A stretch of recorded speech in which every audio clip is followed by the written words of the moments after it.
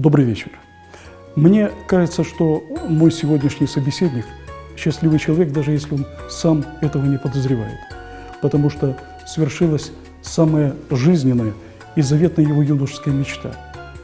Непредсказуемые 90-е он рискнул, продав фамильные драгоценности, дачу, машину и приобрел полуубитый пионерский лагерь в Скадовске.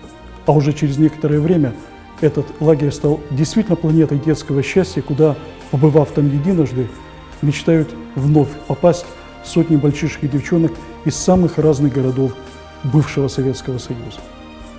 Сегодня наш с вами собеседник, руководитель лагеря «Аврора» Вячеслав Новак.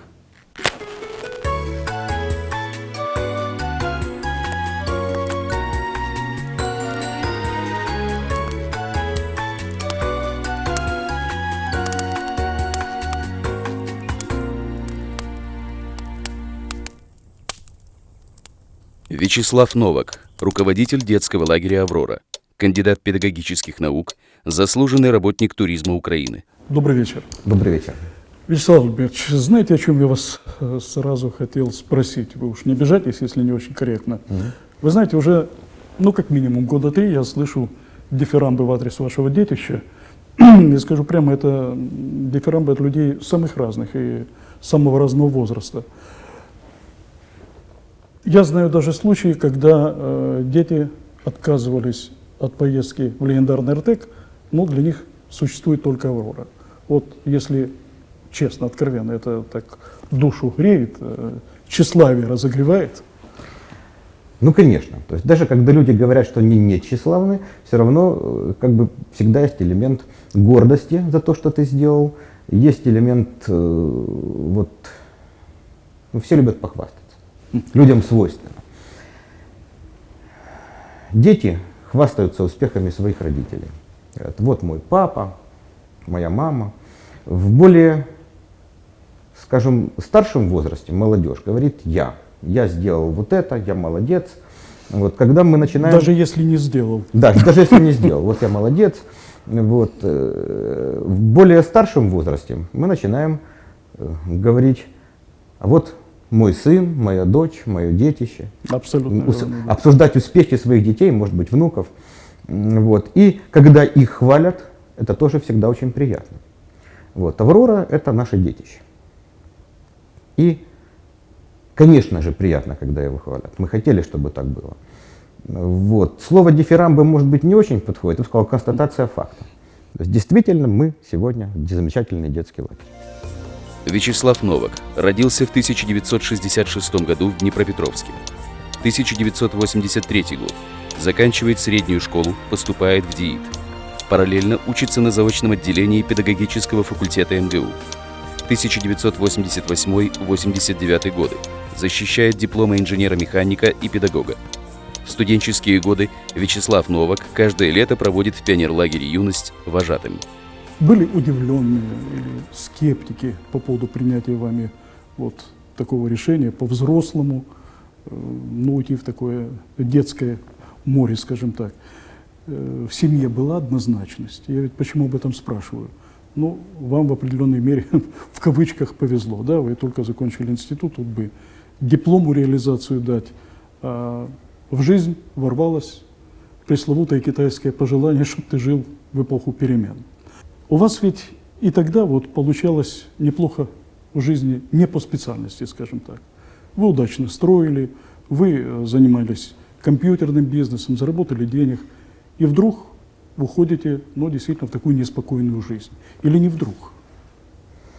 Сначала, давайте я очень длинный вопрос, разделю его в несколько частей. Сначала расскажу о семье. Значит, в семье была однозначность. То есть семья сказала, ты выбрал путь, мы тебе будем помогать, мы считаем, что это, наверное, правильно, давайте будем делать лагерь. Вот. И мой отец, и моя мать, уже пенсионеры в то время, тоже очень сразу и быстро вошли в процесс. И по сегодняшний день мой папа, он живет практически в «Авроре», он работает главным инженером, возглавляет все ремонты, реконструкции, самое главное эксплуатацию лагеря. Вот. И работает уже 12 лет по сегодняшний день, взял на себя такой сложный кусок. Моя жена по специальности тоже, как и я, педагог. Пошла учиться. Но педагог – это вы уже по второму образованию. Да. Пошла учиться, получила образование технолога по производству пищи. И сегодня, уже вот много-много лет, она возглавляет службу питания «Авроры». Вот. И благодаря ей, собственно говоря, мы так вот вкусно, разнообразно и уже много лет без нареканий кормим деток. Это первая часть. Это первая часть. Как вы Теперь по пришли поводу к этому? скепсиса, да. Значит, конечно же, скепсис был. Причем слово «был», может быть, даже не очень подходит, потому что по сегодняшний день мои друзья, очень много, мои знакомые, мы с ними встречаемся после какого-то промежутка времени, которые не виделись, и они говорят: ну что, ты там уже наигрался в пионерский лагерь? Уже будешь чем-то серьезным заниматься? Все это воспринимают как игрушку. На самом деле это очень сложная, тяжелая работа. И А откуда вообще пришло желание этим заниматься? когда-то много лет назад, в начале 80-х годов прошлого века, мы были молодые, мы были студенты, мы работали в детских, тогда они назывались пионерские лагеря, вожатыми. И уже в те времена мы мечтали о том, что когда-нибудь, может быть, мы сможем сделать лагерь такой, какой мы его видим, ну, как мы тогда понимали, как мы его видим, какой он должен быть, как мы тогда понимали, он должен быть. И, в общем-то, своей компанией, которая дружила в городе, мы собирались вместе, мы готовились к лету, потом жили от лета к лету, приезжали в лагеря, работали там вожатыми, возвращались в город, опять начинали готовиться. И мы мечтали, что когда-нибудь, может быть, у нас появится возможность делать, ну пусть не все то, что мы хотим, но хотя бы большую часть. Так, как мы это хотим и так, как мы это понимаем. Вот. И, в общем-то, вот тогда и родилась «Аврора», которую мы знаем сегодня. Родилась здесь, я Да, понимаю. родилась в голове. Вот. Поэтому это не спонтанное решение. То есть мы к этому очень долго шли. Вячеслав Альбертович, Да. вот коль у вас уже был опыт работы в пионерских лагерях, в детских лагерях, и когда вы начали создавать свое, то, чего у вас, как говорится, было задумано, и я думаю, эти мысли были не одного дня, наверняка это был достаточно длительный процесс, я так понимаю. Вот вы в «Аврору» что с собой взяли из тех своих времен вожатских, а может быть и пионерских, своих пионерских, и от чего, может быть, ну, категорически отказались? Когда мы только начинали «Аврору», мы решили, что мы возьмем с собой из прошлых времен только вот кайф и драйв. Вот только вот развлечения, все остальное нам только мешает, оно только вот как бы мешает работать и взрослым, и мешает отдыхать детям. Вот. Сегодня, когда прошло время, мы стали старше, мы стали мудрее, мы понимаем, что на самом деле очень-очень многое из опыта советских пионерских лагерей актуально и сегодня. Причем не просто актуально, а такой пример приведу. Есть учебник, книга пионерского вожатого, выпущена, если я не ошибаюсь, в 1951 году, потому что там на первой странице еще обращение Сталина к пионерским вожатым. И совсем недавно книга попала к нам, мы ее с удовольствием полистали, посмотрели и поняли, что практически ничего из нее убирать не нужно. Не все было так неправильно. Да, не все было неправильно. Это учебник для сегодняшних вожатых. Там есть и основы педагогики, и основы психологии. И чем заниматься, и во что поиграть, и как сделать модель, и как сделать то, и как сделать то. То есть абсолютно все. Изменяются какие-то вещи внешние, атрибуты. То есть если раньше нужно было сфотографировать на обычный фотоаппарат, проявить пленку, напечатать фотографию, это занимал какой-то технологически длинный процесс. Сегодня появились цифровые камеры, компьютеры, мобильные телефоны, интернет, где можно все это быстренько подсмотреть, быстренько написать, ну и, соответственно, изменились немножко... Это уже привязка к времени. Да, привязка к времени. Привязка к времени меняется, а суть и сущность, она остается, в общем-то, прежней, и она и была хорошая. То есть ее, может, и менять не стоит. А в плане взаимоотношений с ребятами, ведь дети, мы тогда и нынешние дети совсем другие. Вот здесь никакого нет, как говорится, постоянной перестройки. Для вас, для тех людей, с которыми вы работаете. Безусловно, дети сейчас другие. Но и молодые студенты, вожатые, Тоже другие. которые работают с ними, они тоже другие. Они к ним гораздо ближе сегодня, чем мы.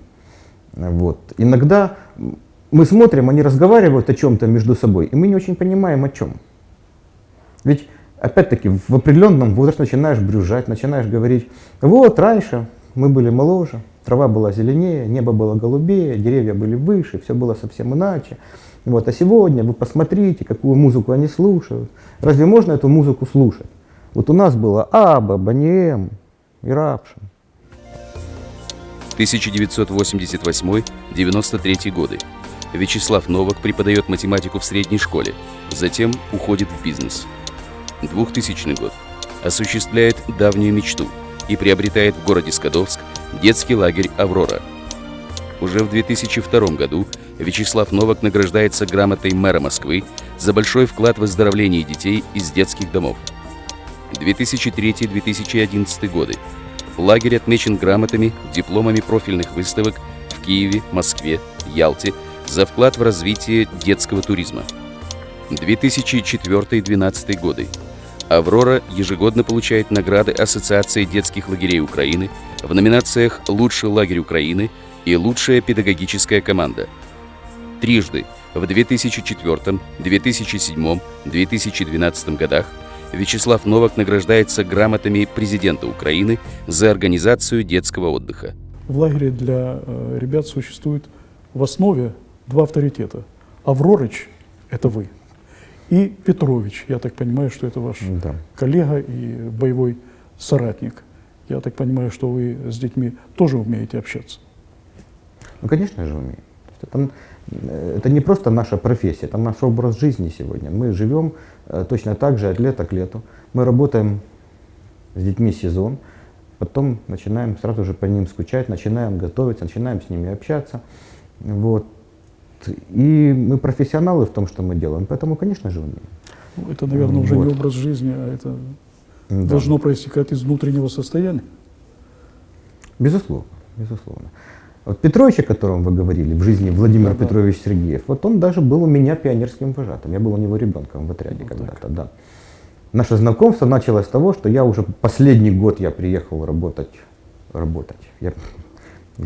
последний год я приехал в лагерь ребенком, попал в отряд к Петровичу, он был у меня вожатым, мы так познакомились, потом уже работая в этом же лагере вожатым, мы начали дружить. У нас была очень хорошая командочка такая. Вот. И основу «Авроры» сегодня составляет именно та команда, вот уже, наверное, не молодежи сегодня, но вот тех вот ребят, которые тогда были вожатыми. Мы это все за эти годы успели выносить, успели подготовить. Сегодня мы стали все заслуженные, дипломированные, кандидаты педагогических наук, заслуженные работники туризма, вот, авторы книг, методичек, изданий. Вот. Но все равно в глубине, в душе мы остались вот теми вот мальчиками и девочками, которые были вожатые в 80-х. Вы знаете, вы затронули очень такую тонко интересную тему. Заорганизованность или нет. Ну, я скажу вам так, вот из собственного и пионерского, наверное, еще опыта, а уж родительского тем более. Ну, нередко были такие разговоры среди родителей. Вот тот или иной лагерь, это ну, вот сплошная заорганизованность. Детям и вздохнуть, и отдохнуть некогда. Все время в каких-то делах, в каких-то мероприятиях. А бывали обратные ситуации. Ходят, болтаются, а вот чем-то интересным занять детей, вот в лагере такого не наблюдаем. Вот где та золотая середина, которая позволяет совместить и отдых, и ну, правильное времяпровождение, что ли, потому что, ну, скажем так, жизнь ребенка и воспитание с каникулами ведь не заканчивается. И в лагере, на мой взгляд, этот процесс может быть как-то по-другому, но должен продолжаться. Вот где эта золотая середина? Мне не очень слово «заорганизованность». Существует свобода от и свобода для. Если ребенок свободен для того, чтобы заниматься в интересных кружках и студиях, самосовершенствоваться, заниматься спортом, заниматься другим каким-то творчеством. У него есть выбор этого творчества постоянно. Тогда действительно нужна вот эта свобода. Если свобода нужна для того, чтобы валяться в кровати, читать книжку, что тоже, в общем-то, нужно, вот, то мы всегда говорим, для этого не нужно ехать в лагерь. Для этого можете просто остаться дома, лечь на кроватку, взять книжку и ее почитать. У нас есть такая книжечка, называется «Информация для родителей». Мы в ней пишем. Если ваш ребенок любит играть, любит заниматься спортом, любит заниматься творчеством, если ему интересно в коллективе, приезжайте к нам. Если ваш ребенок это все не любит, а он самодостаточен, и ему хватает вот уединиться, взять книжку там, или посмотреть фильм, тогда не нужно к нам ехать, потому что тогда слишком для него будет много эмоций. Вот. А по отношению организации, то есть не заорганизованности, а именно организации этого всего процесса, хочу сказать, что она должна быть непрерывна, потому что детей предоставить самим себе нельзя. Я очень люблю детей. Я очень с уважением к ним отношусь. Но без опытных взрослых, которые будут контролировать и курировать каждый шаг, каждое творческое дело, каждое, вот, все то, что происходит на каждом этапе, я боюсь, что ничего не получится. Не забываем, что ребенок — это личность. Да, ребенок — это личность, безусловно. И вот задача взрослых — это, ну, во-первых, в каком-то возрасте воспитать правильно эту личность. Вот. И в каком-то возрасте, когда уже поздно воспитывать личность, все-таки дать этой личности развиваться гармонично, развиваться под руководством взрослых, которые знают, как правильно и умеют эту личность развивать. Вячеслав Либерович, но ведь может так сложиться, ну, как говорят, чужая душа потемки, да и каждого человека сразу не распознаешь. Если вы говорите о таком щепетильном подходе к тем, кто должен быть с детьми вот в эти славные летние месяцы, ну, вдруг попадает кто-то, который сел не в свои сани. Такое случается? Да, Такое может случиться? Да. Такое случается часто. Как вы тогда реагируете? Потому что, как правило, вот опять-таки, если говорить о молодежи, многие из них еще без опыта работы с детьми, только с желанием. Мы хотим, мы понимаем. Многие из них были детьми в нашем лагере, хотят попробовать себя вожатыми. Как правило, первый отбор проходит на этапе подготовки вожатых, подготовки кадров к лагерю. Можно притвориться умным. Вот. Притвориться, что ты любишь детей, нельзя. То есть равнодушный человек, его всегда видно. Это проявляется в первые дни уже? Да, это проявляется сразу. Если плохой ребенок, ну я не знаю, как сейчас, в прежние времена бывало так, что просто отправляли домой, если тот или иной хлопчик вел себя не очень интересно. Ну, сейчас точно так же происходит. А с теми, кто, как я говорю, не в свои сани сел? Ну, вы знаете, вот просто взять и отправить домой сразу со старта не очень хочется. Все-таки нужно дать человеку шанс еще немножко попробовать, еще немножко поработать. У нас были случаи, когда хорошие девочки, вожатые, в первые 3 дня у них начиналась истерика, они плакали, говорили: все, нас никто не любит, мы не справляемся, нас дети не слушаются. Вот. На 4-5 день уже на них дети висели пачками, и к концу смены они уже говорили: мы уже опытные вожатые, мы уже целых 18 дней отработали, мы уже все понимаем.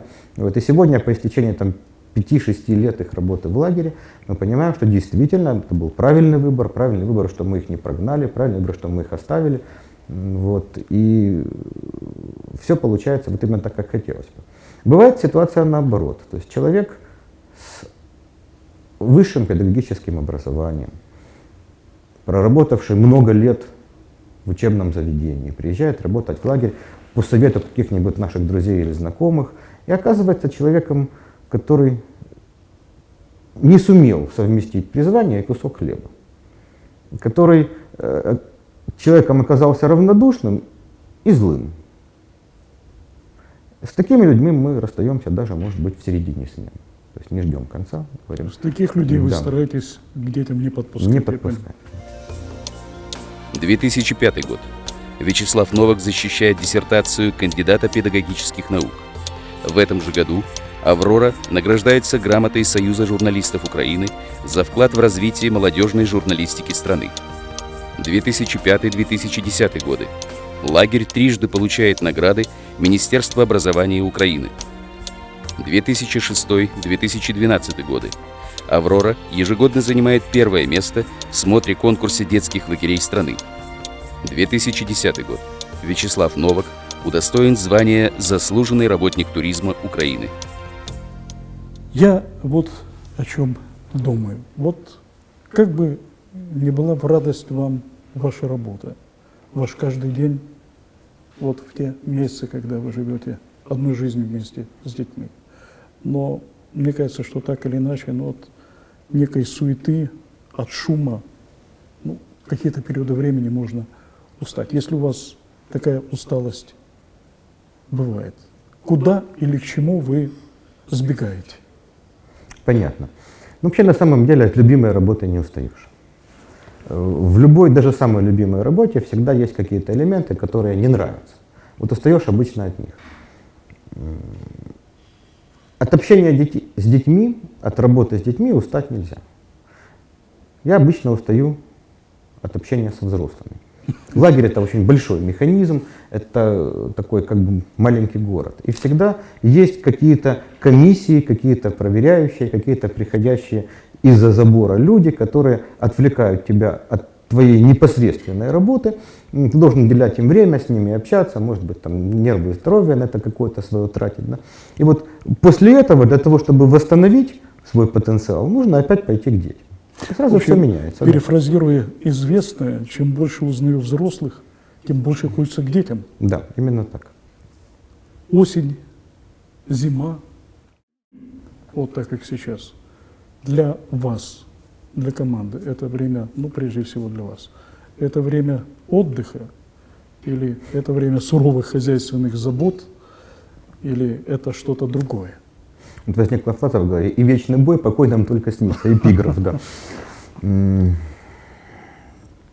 Безусловно, лето закончилось, наступает сентябрь, сразу после лета. Какое-то время после того, как последний ребенок уехал из лагеря, мы все немножко расслабляемся и отдыхаем. Но это время небольшое, то есть 3, 4, 5 дней. После чего начинается опять очередной творческий зуд, мы начинаем смотреть, что мы должны поменять, что мы должны сделать иначе, какие ремонтные работы, какие работы, связанные с озеленением лагеря, с территорией, нужно сделать вот сейчас. Чуть-чуть проходит еще неделька, и мы начинаем уже готовиться к следующему лету. То есть вот сегодня у нас ноябрь, и в ноябре месяце мы уже очень серьезно работаем над тем, что у нас будет. Вот такое слово, оно некрасивое, я его не люблю, но все равно скажу. Какие у нас будут мероприятия в следующем году. То есть что мы будем делать эти 90 дней лета, потому что 90 дней это много, а у нас очень много детей, которые приезжают не на одну смену, а на 2, на 3, некоторые на 4, есть такие, которые на 5.